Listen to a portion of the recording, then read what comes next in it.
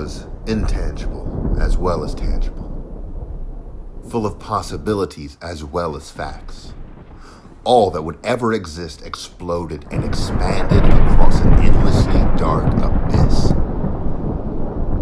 Existence surged like an ocean, full of lifeless matter and devoid of meaning and purpose. But fundamental forces from the foundations of being took hold, and the universe was called to order.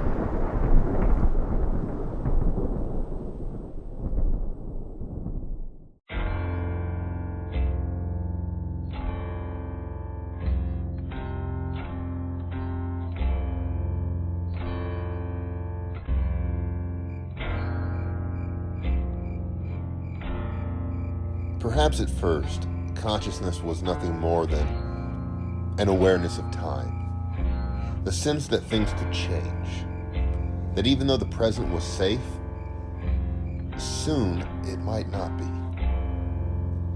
Other living things reacted to danger, but an awareness of the future allowed humans to conceive of such things in advance, to prepare against unseen possibility, and to guard themselves against future snakes. Humans became aware of themselves outside of nature, and they claimed dominion over all of it.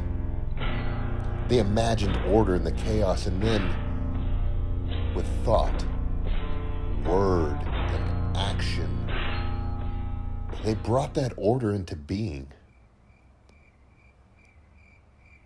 It was nothing short of divine.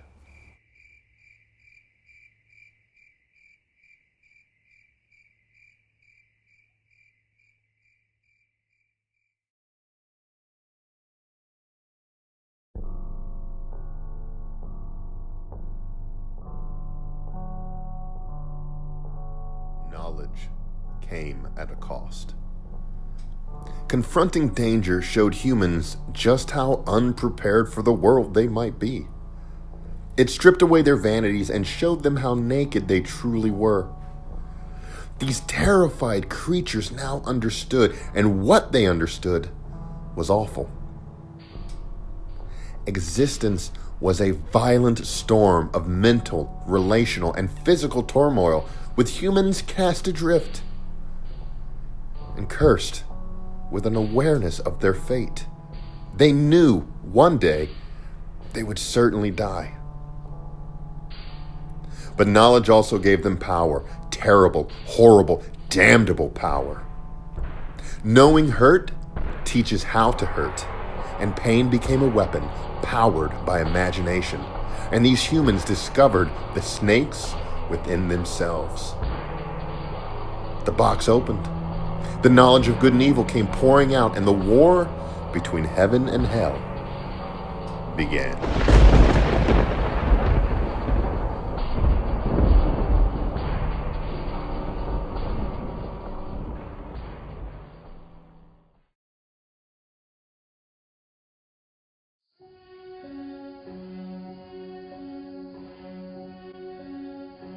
If they did what was right, they would be successful.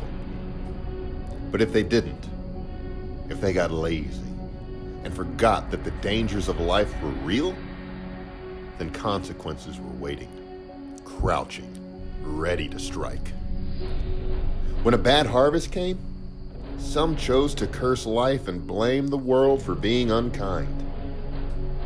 And so they made a bargain with the snakes, one in which personal responsibility submitted to vengeance, and countless innocents died in the name of greed, guilt, and shame. Screams for justice were ignored, drowned out by the need to look away.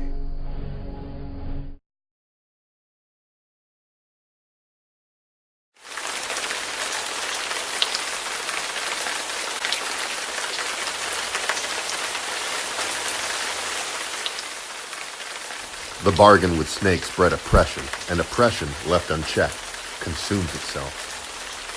Whenever the social order became too corrupt, when it seemed that everyone's thoughts were constantly evil all the time, the floods of chaos returned to swallow the world.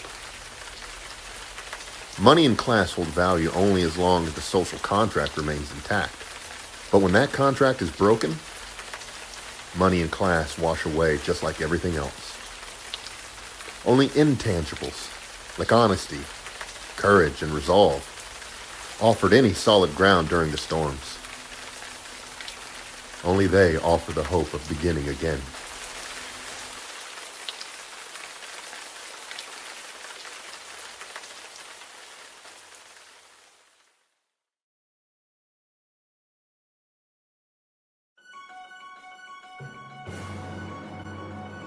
Music, drama, and stories began to communicate more complex ideas about reality. Traditions and practices grew into group identities, each with unique rules and rhythms for guiding social interaction. Because technology altered how humans interacted with the world around them, they came to rely more and more on these cultural stories to tell them who they were, to show them how to live, what to think, and how to act. When an empire grew too large to perpetuate a single identity, they fractured, became unsustainable, and collapsed from within. One became many, each with a language of its own, and cut off from the rest of the world.